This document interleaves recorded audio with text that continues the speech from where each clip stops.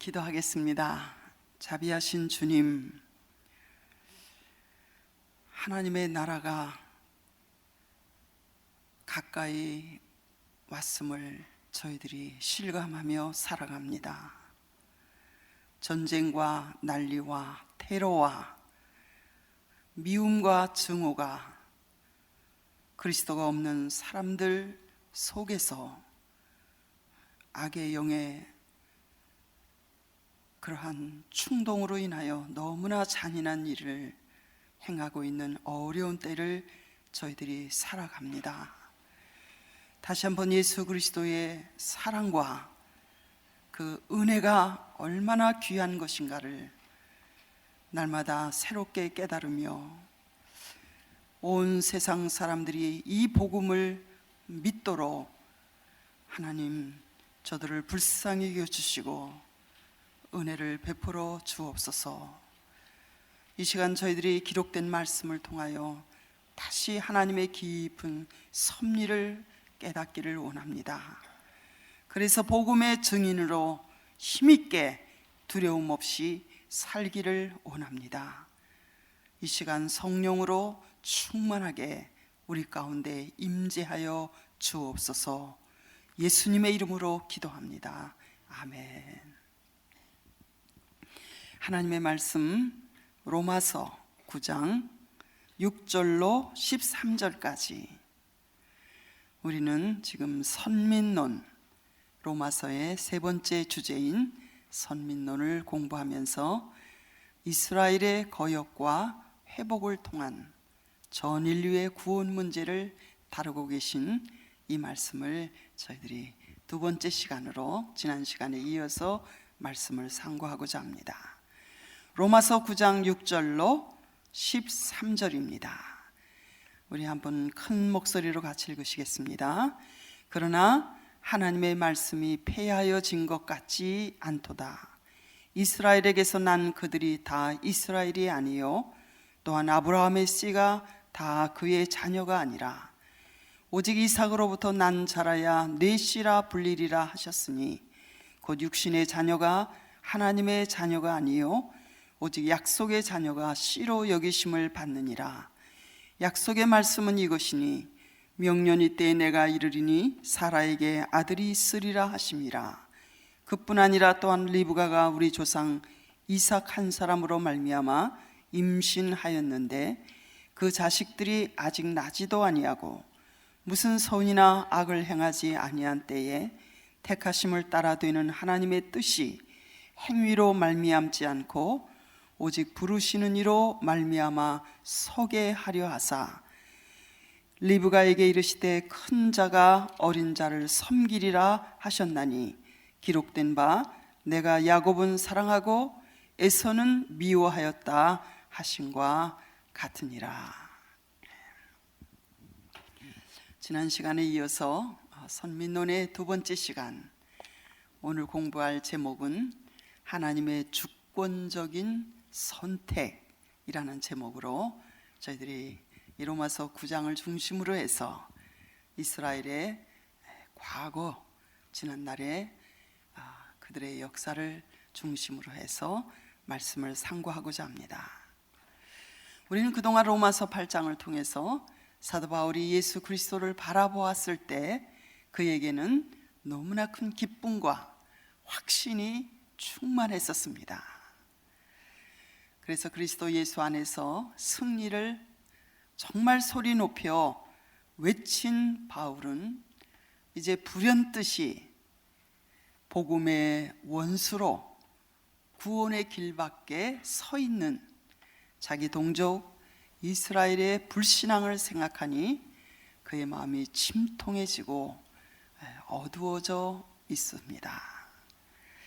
그래서 말하기를 내 마음속에 그치지 않는 근심이 있고 고통이 있다고 여기 그의 깊은 마음속의 고민을 토로하고 있습니다.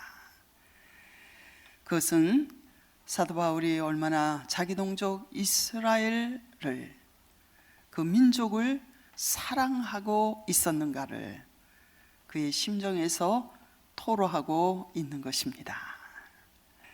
사도 바울도 그의 마음속에 자기 동족, 자기 민족을 사랑하는 마음이 깊이 있었기 때문에 그 마음을 여기에 이렇게 토로하고 있는 것입니다. 하나님의 아들을 배척하고 복음을 거역하고 거절한, 그래서 버림받은 자기 동족을 생각했을 때 그는 모세처럼 울었음에 틀림이 없습니다.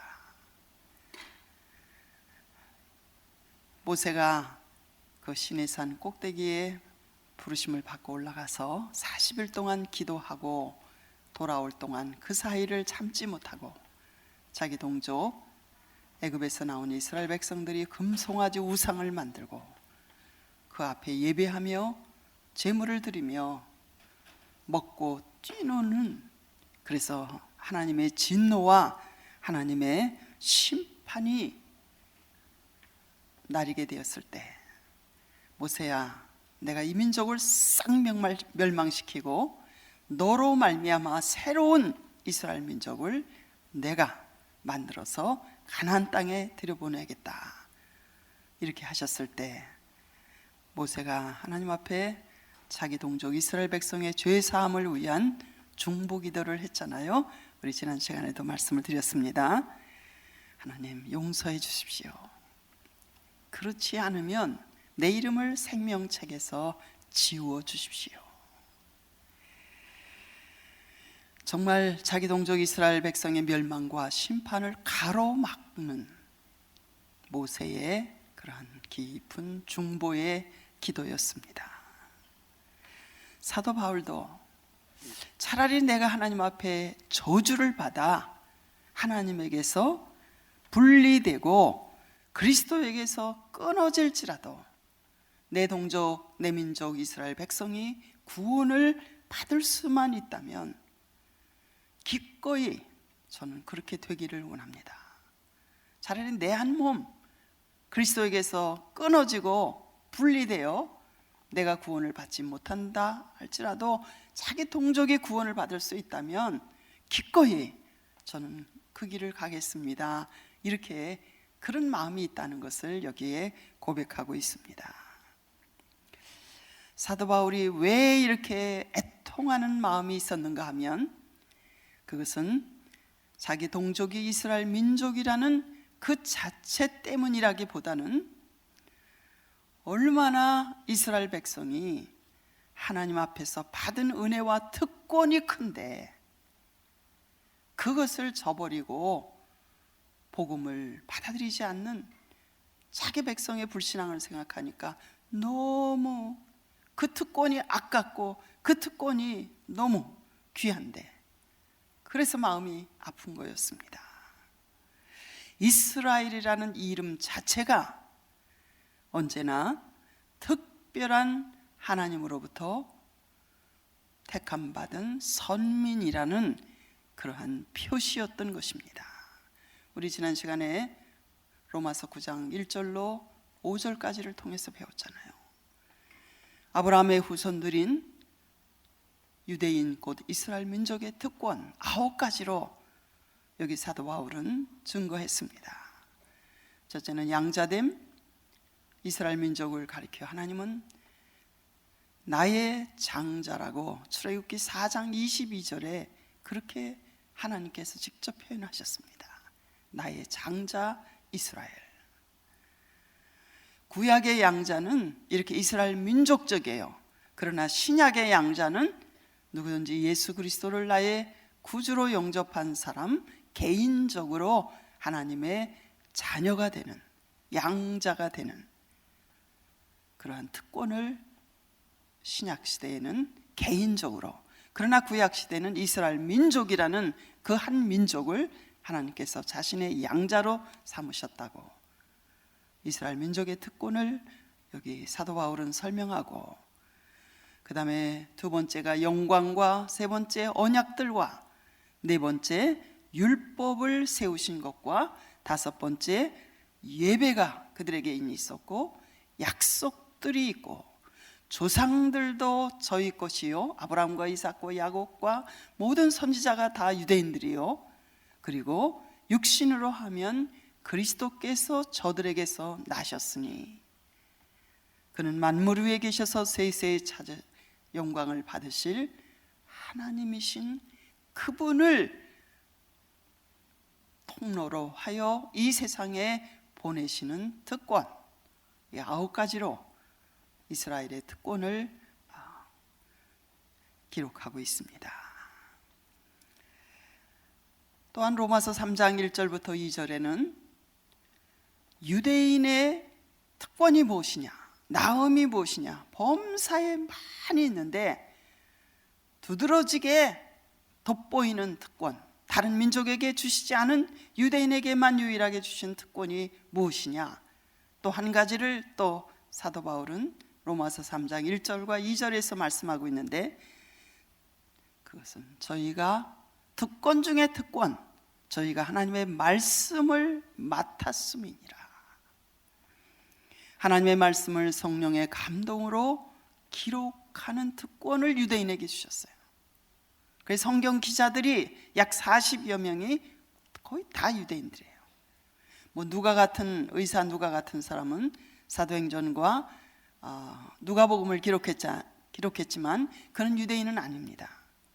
그러나 그는 베드로나 사도 바울과 같은 유대인인 그러한 사도들을 통해서 하나님이 말씀하시고 역사하시는 것을 따라다니면서 그가 보고 들은 것을 기록한 것이 누가복음과 사도행전이기 때문에 실제적인 저자는 누가라고 볼 수가 없어요. 사도 바울과 사도 베드로가 행한, 하나님의 성령의 감동으로 저들과 함께 하시고 행한 것들을 그냥 기록한 것이 누가복음과 사도행전인 것입니다. 그 외에는 다 유대인들이 성경의 기자로서 하나님으로부터 특권을 받아 기록했고, 그 말씀을 잘 보존해서 세계 모든 열방에 전달하는 특권을, 온 세상에 증거하는 사명을 그 민족에게 하나님께서 맡기셨습니다. 다른 민족은 돌을 섬기고 나무를 섬기고 해와 달을 섬기고 바위를 섬길 때에 세계 만민 가운데 유대인들에게만 하나님은 특별하게 하나님을 섬기는 예배, 성전, 그리고 희생 제물을 하나님께 피의 제사를 드리면서 하나님과 교제할 수 있는 그러한 특권을 그 민족에게 주셨던 것입니다.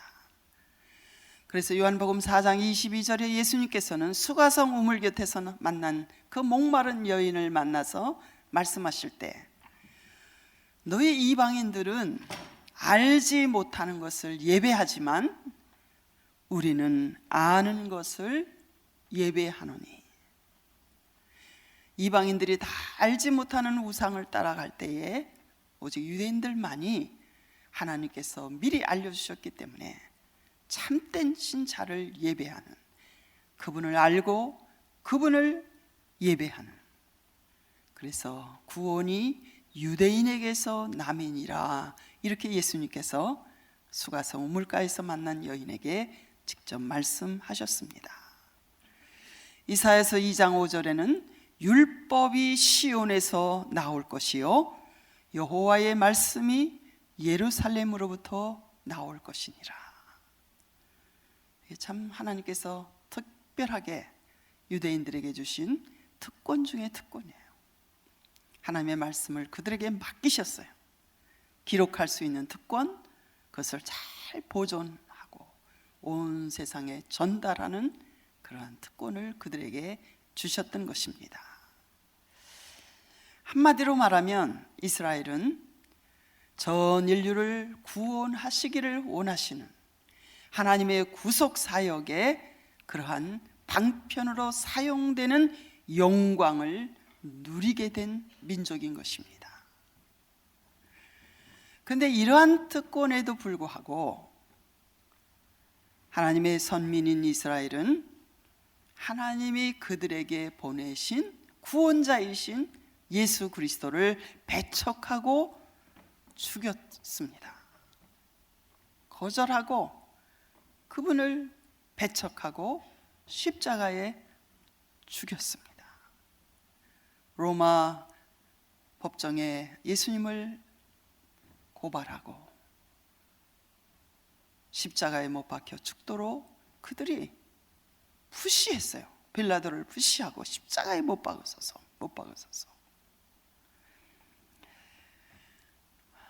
그래서 사도 바울은 로마서 9장 6절 이하에서 우리에게 이런 질문을 하고 있습니다.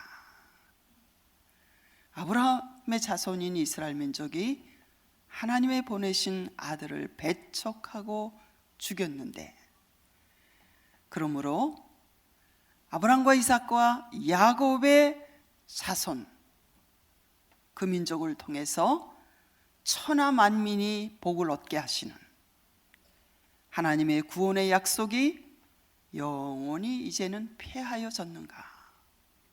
끝났는가? 여러분, 창세기 12장 1절로부터 3절까지 보면 하나님께서 갈대아 우르에서 가나안 땅으로 아브라함을 이주시키시면서 그를 부르신 목적을 설명하고 있잖아요. 내가 너를 복주고 너를 복의 근원이 되게 하고 너를 축복하는 자에게는 축복하시고 너를 저주하는 자에게는 내가 저주하리니, 이렇게 아브라함을 축복하시는 이유는 너로 말미암아 내 민족을 통하여, 너의 민족의 통로를 통하여 장차 오실 예수 그리스도를 믿음으로 천하 모든 만민이 구원을 얻는 아브라함의 복을 얻게 하려 함이라. 그러면 아브라함의 자손인 이스라엘 민족의 예수 그리스도를 거절하고 배척함으로, 그러면 그 하나님의 약속이 이제는 폐하여졌느냐, 무효가 되었느냐? 로마서 9장 6절에 보면 그러나 하나님의 말씀이 폐하여진 것 같지 않도다.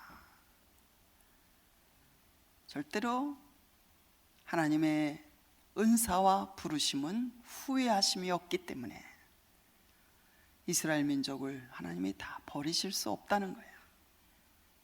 이스라엘의 불신앙 때문에, 이스라엘의 배척 때문에 하나님의 약속은 중단되거나 무효되거나 폐하여질 수 없다는 것입니다. 그러면 하나님의 약속이 폐하여지지 않았다면 왜 이제 이스라엘 유대인들은 예수 그리스도를 지금도 믿지 않습니까? 민족적으로 왜 예수 그리스도를 구주로 그들은 지금이라도 다 영접하고 구원을 받았으면 좋겠는데 왜 그렇지 않습니까? 이런 질문을 우리가 갖게 되죠. 그 말씀에 대한 해답을 주시는 것이 이 선민론입니다. 특별히 로마서 9장 7절 이하에 보면 저와 여러분이 조금 전에 읽은 말씀이에요. 아브라함의 씨가 다 그의 자녀가 아니라 오직 이삭으로부터 난 자라야 내 씨라 불리리라 하셨으니, 아브라함에게는 아들들이 많이 있어요. 사라가 죽은 후에 얻은 후처 그두라에게서 또 여러 아들이 출생했습니다. 그런데 사도 바울은 아브라함의 씨가 다 그의 자녀가 아니라 오직 약속의 자녀 이삭으로부터 난 자라야 내 씨라 불리리라 하셨으니, 곧 육신의 자녀가 하나님의 자녀가 아니요 오직 약속의 자녀가 씨로 여기심을 받느니라. 약속의 말씀은 이것이니, 하나님께서 아브라함과 사라에게 찾아오셔서 명년 이때에 내가 이르리니 사라에게 아들이 있으리라 하심이라. 그 약속대로 100세에 하나님께서 아브라함에게 약속의 씨인 이삭을 주셨죠. 근데 그 약속을 기다리지 못하고 사라가 자기 남편을 충동해서 자기 몸종 하가를 첩으로 줘가지고 이제 출생한 것이 이스마엘이고, 또 이스마엘과 그두라의 아들들, 그리고 이삭의 아들 중에서 야곱과 에서, 그뿐 아니라 또한 리브가가 우리 조상 이삭 한 사람으로 말미암아 임신하였는데, 그 자식들이 아직 나지도 아니하고 무슨 선이나 악을 행하지 아니한 때에 택하심을 따라되는 하나님의 뜻이 행위로 말미암지 않고 오직 부르시는 이로 말미암아 서게 하려 하사 리브가에게 이르시되 큰 자가 어린 자를 섬기리라 하셨나니, 기록된 바 내가 야곱은 사랑하고 에서는 미워하였다 하신과 같으니라. 이스마엘과 이삭, 그리고 이삭의 아들 쌍둥이로 난 자녀가 누구죠? 야곱과 에서.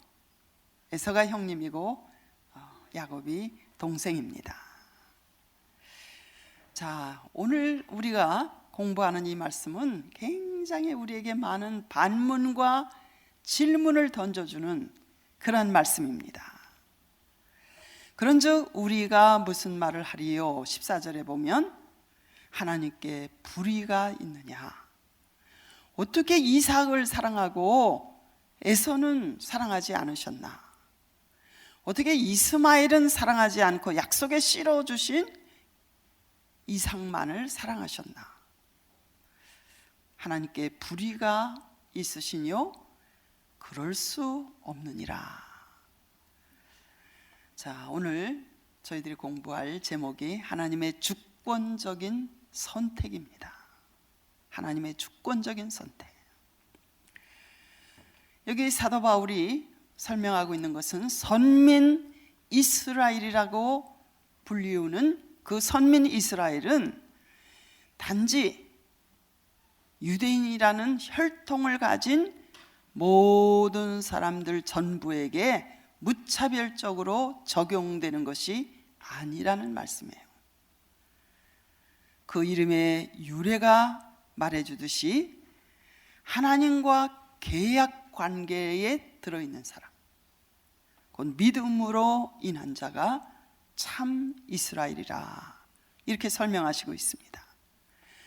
참고로 성경을 보면 세 종류의 아브라함의 자손이 있어요. 몇 종류요? 세 종류의 아브라함 자손이 성경에 등장합니다. 첫 번째는 순혈통적인 아브라함의 자손, 아브라함의 피를 받고 태어난 혈통적인 아브라함의 자손. 그 사람들이 누구냐면 예를 들면 이스마엘과 에서와 같은 사람. 두 번째는 혈통적인 아브라함의 자손이면서도 또한 약속의 자녀들이 있어요. 그 사람들은 이삭 그리고 야곱. 이런 그 계열이 달라요. 이 계열이, 계보가.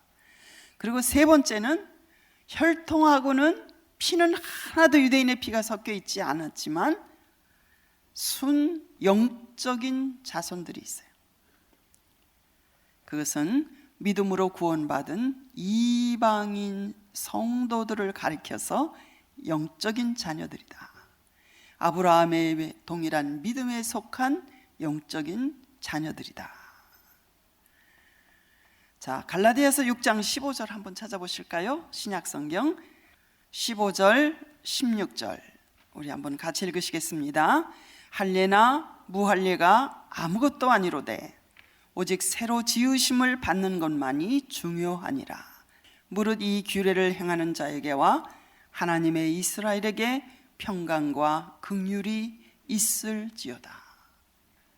로마서는 사도 바울이 기록했는데 갈라디아서 역시 사도 바울이 기록한 서신입니다.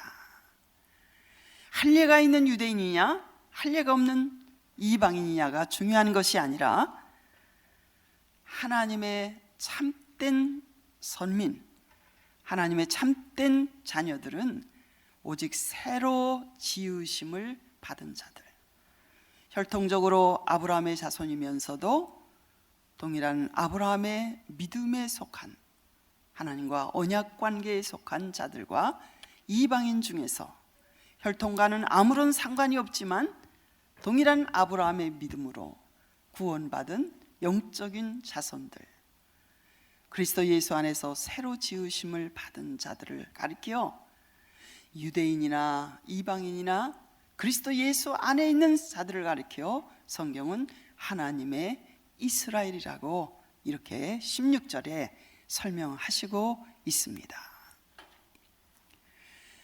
자, 이 로마서 9장 전체가 우리에게 주시려고 애를 쓰시는 메시지가 있는데 그것이 무엇인가 하면 어떤 민족이든지 어떤 개인이든지 하나님의 주권적인 선택에 대해서 여기 강조해서 우리에게 말씀해 주시고 싶어 하시는 것이 로마서 9장을 통해서 우리에게 알려주시고자 하시는 것입니다. 하나님께서 선택하시는, 여러분 그 당시에 이스라엘 민족도 수많은 민족들이 세상에 살고 있었지만 오직 유일하게 아브라함 한 사람을 불러내서 그의 자손으로 큰 민족을 이루게 하시는 이스라엘 민족만을 선택하셨어요. 그럼 하나님의 선택의 원칙이 뭐냐? 하나님이 선택하시는 기준이 뭐냐? 이거를 우리에게 말씀하시고 있는데 로마서 9장 10절부터 11절까지 아주 이상한 말씀이 기록되어 있습니다. 우리 한번 찾아보시죠. 로마서 9장 10절과 11절입니다. 같이 읽으시죠. 그뿐 아니라 또한 리브가가 우리 조상 이삭 한 사람으로 말미암아 임신하였는데 그 자식들이 아직 나지도 아니하고 무슨 선이나 악을 행하지 아니한 때에 택하심을 따라되는 하나님의 뜻이 행위로 말미암지 않고 오직 부르시는 이로 말미암아 서게 하려 하사 리브가에게 이르시되 큰 자가 어린 자를 섬기리라 하셨나니 기록된 바 내가 야곱은 사랑하고 에서는 미워하였다 하신과 같으니라. 그런즉 우리가 무슨 말을 하리요? 하나님께 불의가 있느냐? 그럴 수 없느니라. 모세에게 이르시되 내가 긍휼히 여길 자를 긍휼히 여기고 불쌍히 여길 자를 불쌍히 여기리라 하셨으니 그런즉 원하는 자로 말미암음도 아니요 오직 긍휼히 여기시는 하나님으로 말미암음이니라. 자, 다시 구약 성경의 마지막 책인 말라기서로 우리 한번 돌아가 보시겠습니다. 말라기서 1장 2절로 3절을 같이 읽으시겠습니다. 여호와께서 이르시되 내가 너희를 사랑하였노라 하나 너희는 이르기를 주께서 어떻게 우리를 사랑하셨나이까 하는도다. 나 여호와가 말하노라 에서는 야곱의 형이 아니냐? 그러나 내가 야곱을 사랑하였고 에서는 미워하였으며 그의 산들을 황폐하게 하였고 그의 산업을 광야의 이리들에게 넘겼느니라. 오늘 저희들이 읽은 말씀들은 굉장히 이 하나님의 속성, 하나님의 공의와 사랑의 속성에 전혀 맞지 않는 그런 이상한 말씀들을 우리는 이 시간에 몇 구절을 찾아서 읽었습니다. 성경이 우리에게 로마서 9장을 통해서 말씀해 주시고자 하시는 중요한 메시지는 하나님의 선택의 원칙이 있다는 것입니다. 그 선택의 원칙이 무엇인가 하면 인간 편의, 우리 사람 편의 행위나 의지에 의한 것이 아니라 전적으로 하나님 아버지의 기쁘신 뜻대로 그분이 하시고 싶은 대로 하나님께서 택하시는 원칙, 그가 하시고 싶은 대로 선택하신다는 거예요. 여기 야곱은 사랑하시고 에서는 미워하셨다, 버리셨다 이렇게 말씀하셨는데 그것은 저들이 태어나기도 전에 어떤 선이나 악을 에서나 야곱이 행하기도 전에 하나님의 자유 주권적인 선택에 의하여 그렇게 에서는 미워하시고 야곱은 사랑하셨다고 여기 선언하시고 기록하시고 있는 것입니다.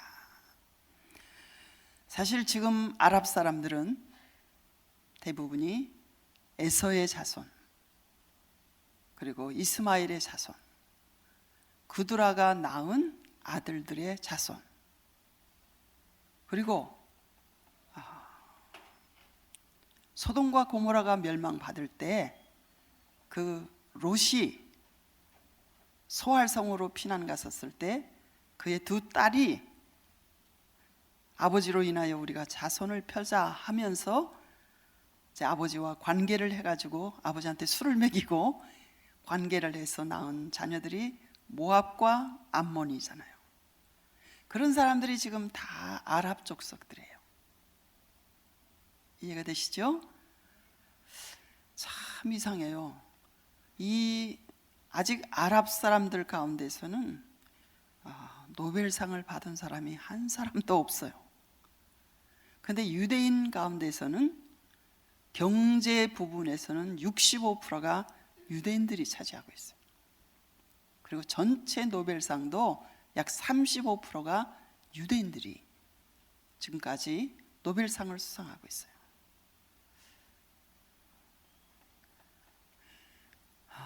우리가 오늘 읽은 이 말씀은 하나님의 공평성에 대해서 우리에게 많은 의혹과 의심을 주시는 말씀들입니다. 근데 이건 성경에 이렇게 기록되어 있어요. 우리 마음에 논쟁이 생기고 반론이 why? 어떻게 하나님이 왜 하나님이 그렇게 하시나?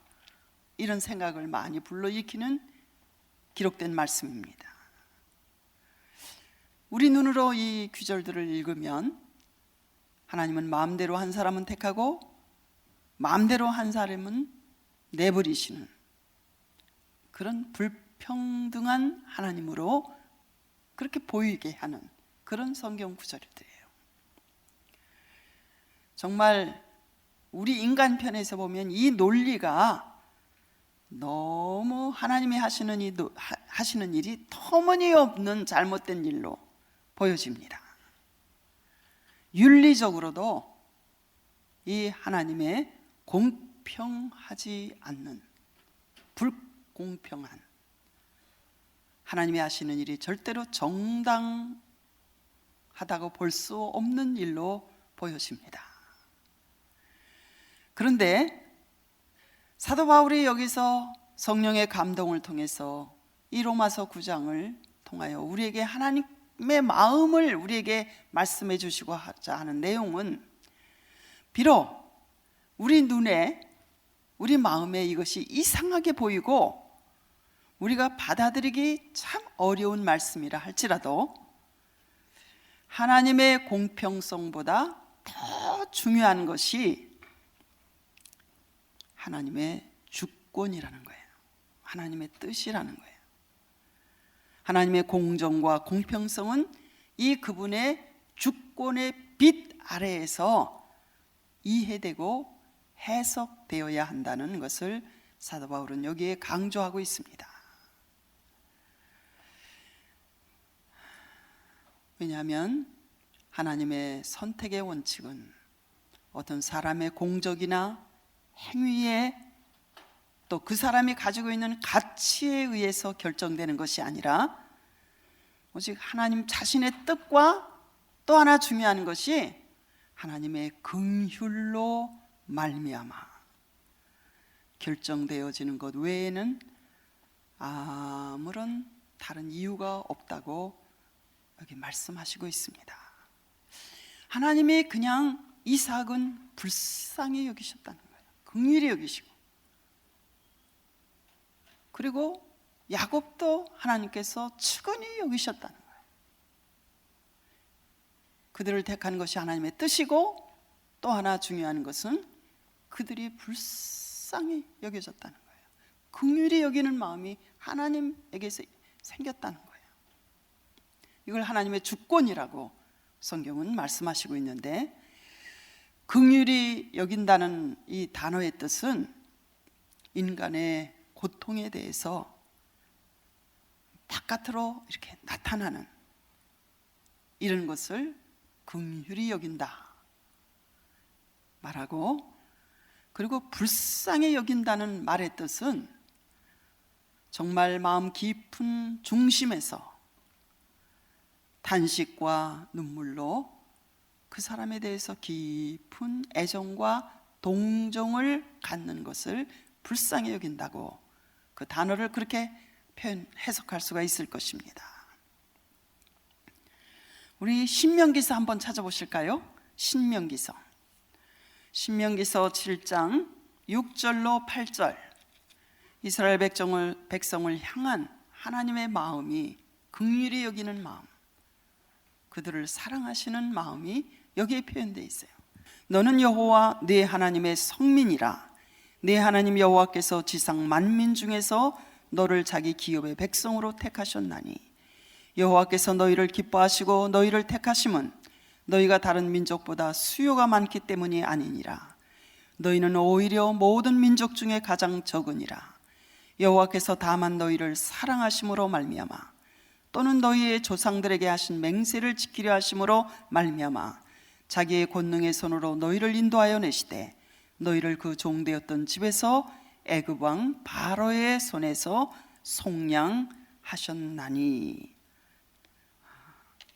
하나님께서 이스라엘 백성을 하나님의 백성으로 선택하신 이유는 이스라엘 민족의 위대함에 있었던 것도 아니고 그들의 신실함에 있었던 것도 아니라, 다만 하나님의 선택하시는 사랑이 있었을 뿐이라고 여기에 기록되어 있습니다. 사실 하나님께서 저와 여러분에 대해서 긍휼히 여기시거나 동정을 불쌍히 여기시는 마음이 우리에게 없으시다 할지라도 우리로서는 아무 할 말이 없는 사람들이에요. 긍휼이라는 것은 억지로 되는 것이 아닙니다. 그래서 하나님께서 만일 어떤 조건이나 원인에 의해서 저와 여러분을 불쌍히 여기시고 그분이 긍휼을 베푸신다면 그것은 긍휼이 될 수 없는 것입니다. 그렇다면 나의 조건이나 원인이 내 편에서 변한다면, 체인지 된다면 하나님이 나를 향한 긍휼과 자비도 변할 거 아니에요? 그 원인이 나로부터 시작되었다면. 그런데 긍휼은 아무 조건이나 아무 원인이 없어도 그냥 불쌍히 여기시는 거예요. 그냥 사랑하고 싶어지고 사랑에 되어지는 거예요. 그래서 하나님이 그런 사람들을 선택하신다는 거예요. 그래서 우리의 신앙은 따지고 인간의 원리로 분석하고 그렇게 따지는 것이 신앙이 아니라, 신앙은 하나님의 뜻, 하나님의 주권을 겸손하게 받아들이고 인정하는 것이 신앙입니다. 하늘과 땅을 지으신 하나님, 모든 주권도 그분에게 속한 거예요. 다 그분 거니까. 그러므로 사람이 죽고 사는 거, 이것도 다 사람의 손에 달린 것이 아니라 하나님의 주권에 속한 것이에요. 내가 죽고 싶다고 해서 죽어지는 것도 아니고 살고 싶다고 해서 사라지는 것도 아니에요. 하나님의 그 주권 안에서 되어지는 것이기 때문에 그분께 다 맡기고 우리가 안심하며 우리가 해야 될 일은 해야 되죠. 건강도 지키고 잘 해야 되지만 다 맡기고 사는 거예요. 그분의 정하신 때가 되면 그분의 섭리 안에서 우리를 부르실 것이고, 너무 두려워하지 말고 걱정하지 말고, 테러가 일어나도 어떤 문제가 일어나도 온 하늘과 땅을 지으신 그분의 주권 안에 모든 것이 있음을 우리가 인정하고 받아들이는 것이 신앙인 줄 믿습니다. 사도 바울은 이것을 설명하기 위해서 그 유명한 토기장이와 진흙의 비유를 우리에게 들고 있습니다. 이 토기장이와 진흙의 핵심적인 이 비유의 의미가 무엇이 어디에 있겠습니까? 그것은 토기장이가 흙으로 귀한 도자기를 만들 수도 있고, 뭐 김장할 때 쓰는 자박지를 만들 수도 있고, 그거는 토기장이 마음대로지. 그 말이 맞아요? 자박지? 예. 그게 왜 누구는 도자기를 만들고 나는 이렇게 천하게 쓰는 그릇을 만들었느냐고 그렇게 말할 권리가 그에게 있느냐? 그건 토기장의 마음대로라는 거예요. 하나님은 긍휼히 여길 자를 긍휼히 여기시고 불쌍히 여길 자를 불쌍히 여기는 하나님. 그러므로 원하는 자로 말미암음도 아니고 다른 박질하는 자로 말미암음도 아니고 오직 긍휼히 여기시는 하나님으로 말미암음이라. 사랑하는 여러분, 어쨌든 저와 여러분은 하나님께서 무슨 이유인지 모르지만, 우리도 알지 못하는 이유 가운데 하나님께서 저와 여러분을 불쌍히 여기시고 긍휼히 여기셔서 복음을 듣게 하시고 우리의 마음을 열어서 믿게 하시고 하나님의 자녀가 되는 놀라운 은혜를 우리에게 주셨어요. 하나님께서 모세는 사랑하셨지만 바로는 그의 마음을 강팍하게 하셨어요. 완고하도록 하나님께서 바로를 그냥 내버려 두셨다는 거예요. 포기하셨다는 거예요. 단념하셨다는 거예요. 그를 간섭하지 않으셨다는 것입니다. 사랑하는 여러분, 때때로 우리는 어려운 일을 만날 때 그런 생각을 할 때가 있어요. 아이고, 하나님이 내가 편한 꼴을 못 보시나? 내가 좀 편안한 꼴을 못 보시나? 조금 편안한가 하면 금방 또 풍파가 일어나서 또 문제가 생겨서, 그래서 그냥 마음에 고통 당하도록 왜 하나님이 그렇게 하시나? 그것은 하나님의 간섭이라고 보셔야 돼요. 그걸 통해서 나를 더 낮추시고 겸손하게 하시고 하나님만을 신뢰하고 의지하고 기도하도록, 다른 세상 자꾸 둘러보지 않고 우리를 구원하신 그 하나님에게 집중하도록 하나님께서 우리를 절대로 포기하지 않으셨다는, 아직도 나를 버리시지 않으셨다는, 아직도 나를 단념하시지 않으셨다는 증거입니다. 그래서 모든 것이 다 합력해서 선을 이루어 주시는 것입니다. 사랑하는 여러분, 하나님이 저와 여러분을 불쌍히 여기셔서 여기까지, 지금까지 인도하셨어요. 그래서 하나님의 이 주권적인 선택에 대한 의심과 이런 것을 다 버리고, 하나님은 토기장이요 우리는 진흙인데 그분이 우리를 이렇게 아름답게 나의 모습 이대로 불쌍히 여기시고 긍휼히 여기셔서 택하시고 여기까지 인도하신 그분의 사랑에 감사하면서 끝까지 주를 신뢰하고 의지하며 살아가는 저와 여러분 되시기를 바랍니다. 기도하시겠습니다. 하나님, 오늘 감사절에 다시 한번 우리를 불쌍히 여기시고 긍휼히 여기시는 그 아버지의 사랑에 먼저 감사를 드리며 아들을 아끼지 아니하시고 우리 위하여 내어주신 그 하나님의 큰 사랑 때문에 저희들이 할 말이 없는 자라는 것을 다시 깨닫고 주 앞에 다시 한번 감사를 드립니다. 영광을 받으시옵소서. 감사를 받으시옵소서. 주님 찬송을 받으시옵소서.